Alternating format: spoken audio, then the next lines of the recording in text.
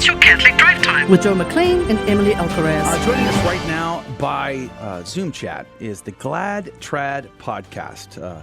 Jordan Pacheco. I want to say this correct. Jordan Pacheco. Did I get that right, Jordan? Yep, that would be absolutely right. Praise God, I got something right today. I feel good about that. Jordan Pacheco and Rodolfo Carlos. Good morning to you, Rodolfo. Good morning. And did I say your name correctly? You did. 2 for 2. I feel good about this. It happens every once in a while. Every once in a while. We're going to have a great conversation here. And so here's the thing. In the 2020 year, which is now behind us, 2021 is looking so much better, by the way. 2020, we saw a huge push even to the traditional. I myself, my family and I, we obviously started to go to a TLM on a regular basis, and we are growing more traditional. But there's a whole trend among young people moving to the traditional.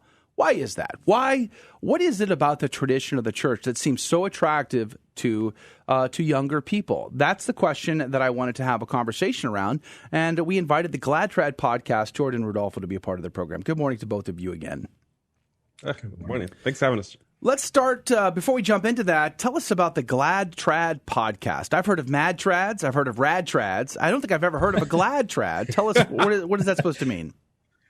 Yes. So with the Glad Trad podcast, which Rudy and I founded, is supposed to be highlighting the kind of more positive and exciting changes in Catholic traditionalism and orthodoxy. As you said, there's a lot of young people. There's a lot of Catholics who are kind of rediscovering the traditional practices of the church. This often means the Latin Mass, traditional forms of piety, Ember Days, all those sorts of things. And so Rudy and I both had our faith rejuvenated by the attendance of the Latin Mass and also just a kind of an in-depth dive into young Catholic culture that comes with it as well. So besides just all the kind of the great theological or the great traditions of the church, we also highlight cool changes such as pipe smoking, which is resurgent, and Catholic masculinity, and memes, which is all over the trad community. So a bunch of fun, too. We're really happy doing it. And where does one find the Glad Trad podcast? Where's the best outlet to go to? We're mostly on YouTube, but we do have a small presence on Instagram as well. But you can actually find us on any streaming platform that carries podcasts.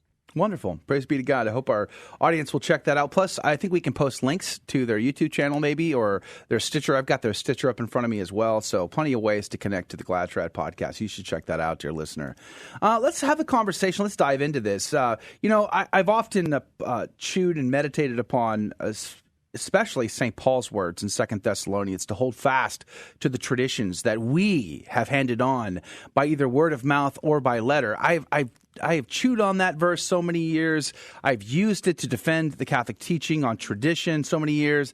And more recently, I've realized its greater context in light of the great apostasy and the rebellion in the church, as St. Paul says himself in that very chapter. But the thought, as I personally grow more traditional, having not grown up that way, I was a Protestant growing up and coming into the church and not really understanding the traditions, the thought occurred to me is, what does it mean to embrace the tradition of the church? Like, I don't even fully understand exactly, what does it mean? Is it just the TLM, or is it more than the TLM? And if so, what is the more in the traditions that it seems so many young people now, statistically, are being drawn to? What say you, Jordan and Rodolfo? Well, extreme good question. Let's go this morning. I'd say, again, it's kind of adhering to the sort of cultural and theological roots that made for authentic Catholic culture in the past. So it's more than just the traditional Latin Mass. Although, as you'll see with the TLM, there are just these profound roots that are embedded that I think that we've lost in a lot of translation as we've kind of experienced in Novus Ordo. And so from there, of course, it's talking about, say, turning from something like the Novo Theology back to more authentic Thomism. It's an embrace of Catholic education as not just so much as a genuine rival to public education, but as a real serious approach to classical education. It's understanding that the church binds and looses, not just for the heck of it, but really to authenticate and water our souls. So there's just a whole underlying background of music, the entire underlying roots of what sacred music means. Like, it's not just if you have a voice, you can give it to praise God, but it's a real confined and really wonderful tradition again inside the church that has spread throughout the centuries. So there's a lot of movements that are going on, and especially in a world where so many young Catholics especially are just yearning for truth and authenticity, that orthodoxy keeps rising to the top above other sorts of things in the church. Now, I'm just curious, Rudy and Jordan, were you both raised in the traditional form of Catholicism, or were you raised in more of the newer modern version? Actually, I was raised in the Novus Ordo, but my parents, most of my family weren't really practicing. So I sort of came into the church at a later part of my life. I was around 20 years old, and I wanted to finish my sacraments of initiation. And afterwards, maybe about 5 years after that, I discovered the Latin Mass, thankfully through Jordan. So you're responsible for his troubles, Jordan. Yeah, I was that one kid in the young adult group who went Latin and then would kind of like sneak back in, like, hey, y'all should come with me sometimes. There's always one of those, yeah. Yep, that was Jordan. Well, let me give an example of what I mean by, learning as I go and being surprised by what I learn. Again, I was raised a Protestant. I became Catholic in 1998, and just to get married to my wife, or 99. I came into the church so I can check a box and get married. I had a mystical encounter with Christ that changed my life, and then I went on a wild ride. And I still did not know the traditions of the church or understand why I should even care. But yet, the other day, day before yesterday, I was able to go to a traditional blessing of holy water and salt that blew my socks off. I mean, it was beautiful. It was epic. It was, my whole family was just drawn into this. This was our first one ever. And we were just like, this is amazing. This is so incredible. And the place was packed. I mean, there was just young families everywhere. Kids are everywhere. So again, what do you think? Why? There's statistically, the traditional parishes are growing at quite a clip. Again, what is so attractive to young people who've never experienced it before? I'm an old person. I hadn't experienced it before, but I'm attracted to it. Why the young people? And part of my liking of converts a lot of times is that you guys have to really fight to come into the faith, Joe. I'll just say right off the bat, where us as cradle Catholics, we more or less were supposed to inherit the kingdom, so to speak, and we either kind of broke the toys or we never knew that the toys existed. So I think for a lot of young people, we've grown up, most of us, like I'm a cradle in the Novus Ordo, and there just comes a point where we're not being fed, where it seems like we know that there's this ether of thousands of years of church tradition. We see the saints, we see how they dressed, and we start asking questions. Well, what did they write? What did they actually teach? What did they believe? What did they go to? And so I think that for a lot of people going into the traditional Latin Mass, they find a solid foundation that feels like the church has not started flirting at times with the kind of the spirits of the age. They realize that the church has a sort of authority, and whether people listen to it or don't listen to it's one thing. But they realize that the priests are oftentimes they're very masculine and they're very out there about their orthodoxy. They're not obscuring it. They're not trying for the sake of over emphasis on the bad fruits of human charity to make bad theology or something like that. And so going to the Latin Mass, you realize that it's okay to want to have that family life. It's okay to want to cultivate that real relationship. I'm in pre-Cana right now. What it means to be a husband and a father, what it means for my fiance to be an authentic Catholic woman and mother. And I think that there's just a lot of hair being let down because we no longer have to kind of conform to the ways of the world and kind of navigate this world of Catholic, but still making sure that we can still be part of the world in kind of an incorrect relationship. The other thing also is the externals of, for example, the new Mass. We're taught very early on as you go into the, for example, like I always forget the word, but the program where you learn more about Catholicism. RCIA. RCIA, yes. So you're in RCIA, and there's a lot of discussion about tradition and what the church teaches. And then you go into the Mass, and not to speak too broadly about every single Mass, Novus Ordo Mass, but the externals don't really match what is being taught. So you hear, oh, okay, well, Jesus is truly substantially present in the Eucharist, and yet there's all kinds of novelty around it. And so I think young people really are longing for authenticity. They're looking for something outside of novelty. They're looking for something to graft onto. And tradition is really attractive. And thankfully, because a lot of people are interested, more organizations and just diocesan priests are offering the Latin Mass. And they're seeing record numbers coming in, as you mentioned. I mean, even for yourself and for Jordan and I, we're relatively new to tradition. So we've been able to see the big growth. Jordan and I attended, Jordan lives in Colorado now, but I still live in Los Angeles. But we attended, and well, I still attend actually, the FSSP here in Los Angeles. And it's a relatively new apostolate. And we just have seen the explosion and have been a part of that growth. And really, we're seeing so many people come in. It's incredible. Yeah, I think it's super interesting. I was looking at a lot of my friends actually attend the fraternity parish here in Houston, and I thought it's super interesting because this group of friends that we have one guy who's a former pagan. He was Hindu and he converted to Catholicism. We have another guy who is a former Muslim, converted to Catholicism, a couple cradle Catholics, a lot of Protestant converts, and we all have gotten together and just like bonded over the traditional form of Catholicism. And like Joe was talking about earlier, it doesn't mean just the Mass. I mean, the Mass is important, but it's the entire piety surrounding it, like fasting and abstaining from meat on Fridays, that kind of thing.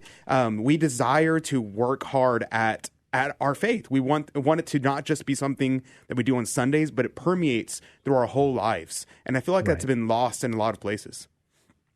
We're talking with Jordan and Rodolfo from the Glad Trad podcast. We've linked to their podcast over on our live video feed at facebook.com/GRN online. Check that out. But they're on YouTube. You can just search for them for Glad Trad. They're also on Stitcher and iTunes and the rest. You should check them out and listen to some of their podcasts. Become a subscriber. That'd be awesome. We're having a conversation around traditions in the church and why especially young people are drawn. And the reason why I focus on the young instead of old people like myself is that where the youth are, there's the movement, right? So the question becomes in my mind that is the future of the Catholic Church here in America at the very least, but I imagine similar trends are all over the world, is the future of the church here in America more traditional than it ever has been in the past? Either one of you want to comment? Yeah. So I think especially in the age of the coronavirus, we can actually just see this manifest just by pure attendance alone. As we've seen a lot of parishes unfortunately close down, whether by their own hand or by the hands of those higher up than them, a lot of traditional parishes have just remained open. So many Catholics who've never understood the Latin Mass or never would have set foot in one are just exploding into these parishes, and many of those families are realizing, oh wow, this is actually a very deep approach to Catholicism. And so as you see, not just Latin Mass, but of course, Eastern rites and these things become more interesting, you do see this kind of return of tradition. And I think, again, a lot of it just has to do with authenticity. And for me, I do think that there's almost a tale of two churches sometimes. There are priests and bishops, good priests and bishops who really emphasize the importance of the sacraments, the importance of salvation. And they exist not just, of course, in the Latin Mass, but they certainly are adhering to tradition even inside the Novus Ordo. And then, of course, we've always had wolves in sheep clothing, and we do have bad priests and bishops who, for the sake of false charity or the sake of the lack of the supernatural faith, have decided that they would wreck everything inside. And so I think that Catholics now, more than ever, are kind of seeing a distinct choice between authentic approach to the faith and the sort of falsehood that we're all supposed to sometimes pretend doesn't always exist. Yeah, I think so too. Go ahead, Rudy. Go ahead. Oh, I was going to say that Joe asked a very good question, because I'll never forget the first time I actually went to the Latin Mass. I was recalling or recanting to my wife the other day that the first time I ever went, I texted her immediately after, and I said, "It's crazy. Literally, all of the young families are here," and it's true. It just continues to be true wherever you go. I was just in Colorado about a week ago, and the families there are relatively young. And I think you hit the nail on the head there. I think the future is traditional. All of the young families are there. Emily? This is true. Yeah, that's right. And they say if your church isn't crying, then it's dying, right? Oh, yeah. So I also... Are you trying to talk about my son crying in Mass all the time? I cry Why'd in you Mass, look right Joe? at me when you said that? Wow. Take him outside. So I also will never forget my first Latin Mass. I had no idea what was going on, couldn't understand a word, and it was after... I went after the gym, so I was in workout clothes. It was very embarrassing. But... So...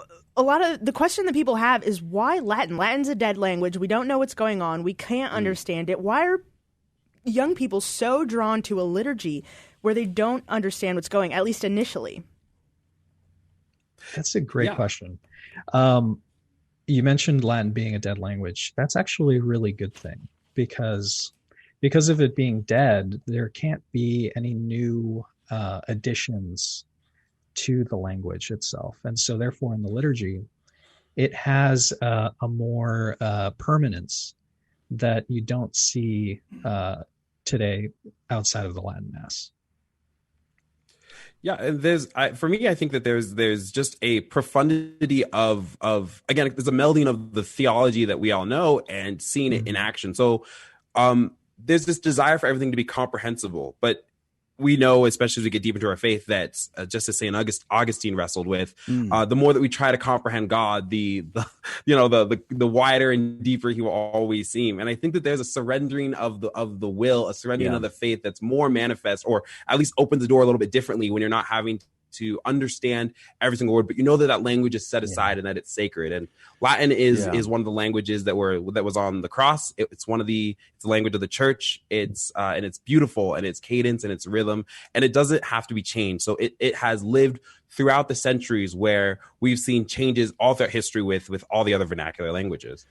We're talking with Jordan and I'm going to say Rudy from now on, since Emily already let the cat out of the bag. Jordan and Rudy from the Glad Trad podcast about traditions in the church. And, in my own experience, I've had the privilege of going to Mass in the Vatican. And so I've heard Mass in Italian. I've heard Mass in Spanish. I've heard Mass in Portuguese. I've heard Mass in several languages. And, and I generally know where I'm at, even though I don't understand any of those languages. I generally knew where I was and could follow along and felt the solidarity of the Holy Mass and being in communion with the community in the process. I felt that. It's true. But the one thing I noticed when I started to go to a Mass said in Latin was we are all on the same page. We are all, every human being, no matter where they come from, we're all on the same exact page here, and it's the language. I don't want to say the official language because I don't actually think it is the official language, but it is by default. I think it is the official language of the church. Encyclicals are produced in Latin, for instance. The Latin Vulgate is the text that bases all of the translations. So it is the glue that binds in some way, and I've always found that super fascinating. But here's another thought. Just the other day, literally 3 days ago, Father Mark Goring of the Companions of the Cross put out a video on his YouTube channel.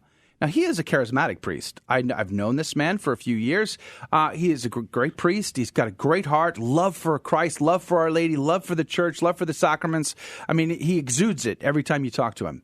You should check him out on YouTube. And even he talked about this issue of why young people are so drawn to the tradition. And one of the points he makes in his little video was because the young people are sick and tired of the scandals. They're sick and tired of what they feel is manipulation. They're sick and tired of go along to get along. They're sick and tired of not calling a spade. And then they just see within the tradition an antidote to that. And which, again, made me think of the question, well, okay, it's one thing to be drawn to that. It's quite another to really understand it. And I feel like within the traditional community, being a new member myself and my family, I wish there was like a traditional RCIA class you could go to.